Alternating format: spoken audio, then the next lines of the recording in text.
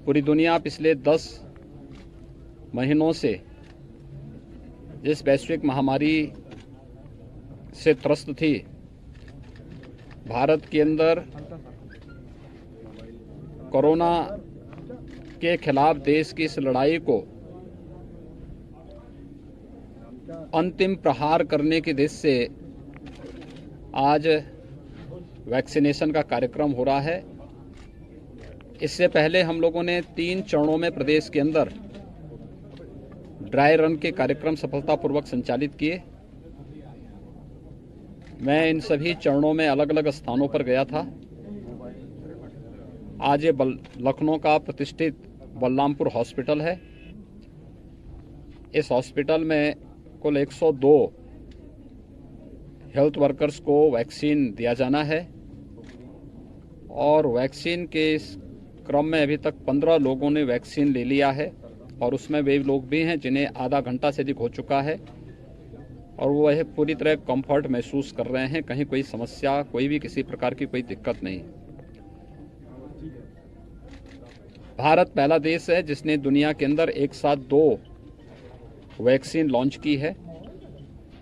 प्रधानमंत्री मोदी जी के नेतृत्व में भारत की इस उपलब्धि के लिए मैं प्रधानमंत्री जी का अभिनंदन करता हूं और देश के वैज्ञानिकों को बधाई भी देता हूं।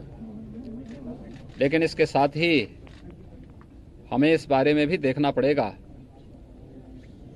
कि जब देश कोरोना के खिलाफ इस जंग को अंतिम विजय की ओर लेके जा रहा है, कुछ निहित स्वार्थी तत्व जो अफवाह फैलाने का कार्य कर रहे हैं, उन सब से सतर्क रहने की आवश्यकता है। और मैं खास तौर पर मीडिया से जुड़े हुए आप सभी मित्रों से इस बारे में अपील करूंगा कि इस पूरी मुहिम में आपने देखा होगा जो सकारात्मक भूमिका मीडिया की रही,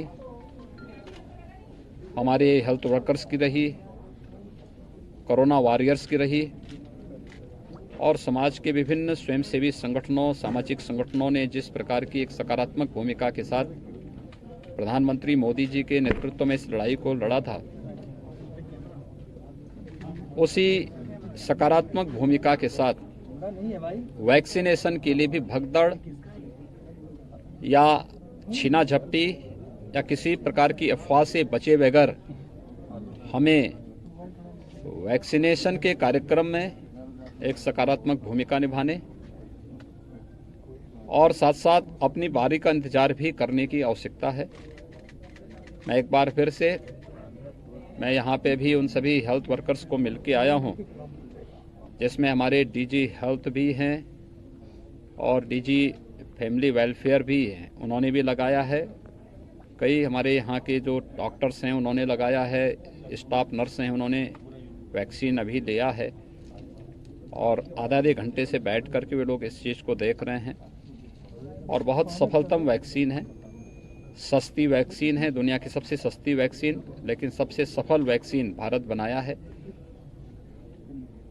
मेड इन इंडिया की इस प्रधानमंत्री मोदी जी के इस संकल्प को आगे बढ़ाने का भी एक बहुत महत्वपूर्ण अभियान है और कोरोना के खिलाफ देश की लड़ाई को विजय की ओर अग्रसर करने का भी एक महत्वपूर्ण अभियान है।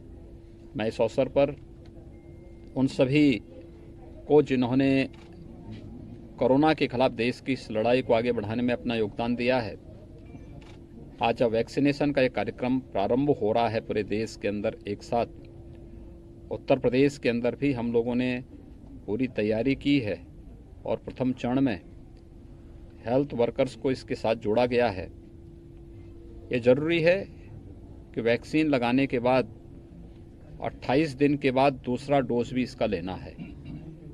इसके बाद कम से कम 12 से 15 दिन का इंतज़ार करके, क्योंकि इसको एक्टिवेट होने में 12 से 15 दिन का समय लगेगा, सावधानी तब भी बरतनी पड़ेगी। 2 गज की दूरी और मास्क जरूरी, ये महत्वपूर्ण होगा और उसका पालन करते हुए निश्चित ही ये वैक्सीन कोरोना चेन के संक्रमण को तोड़ने में और कोरोना से देश की इस लड़ाई को विजयी की ओर अग्रसर करने में बहुत बड़ी भूमिका का निर्वहन करेगा।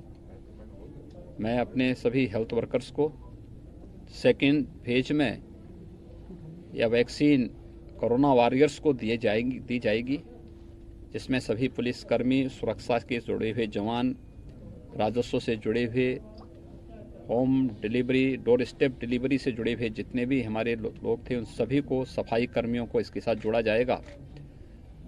और इसके बाद तीसरे चरण में 50 साल से ऊपर के नागरिकों को और 50 साल से नीचे के उम्र के उन लोगों को जो विभिन्न प्रकार की बीमारियों से पहले से ग्रसित हैं, उन्हें इसके लिए लेने की प्रक्रिया प्रारंभ हुई है।